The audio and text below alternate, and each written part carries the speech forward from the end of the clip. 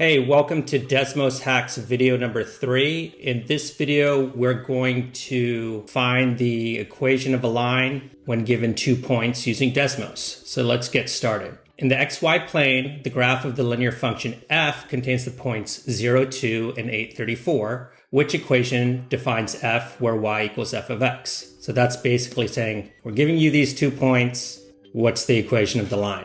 So let's go to Desmos. Step number 1, add item, just press plus, go to table, and then we're just going to put in our points.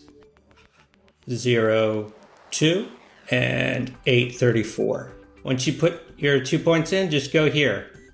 Add regression, press this, and then you get the equation of the line right here. Y equals 4x plus 2. So the answer is C. Y equals 4x plus 2. So in the next video, we're going to do another slope linear equations problems where they give you the slope and instead of 2 points, they give you 1. So we're going to have to do it a little bit differently. So stay tuned for the next video.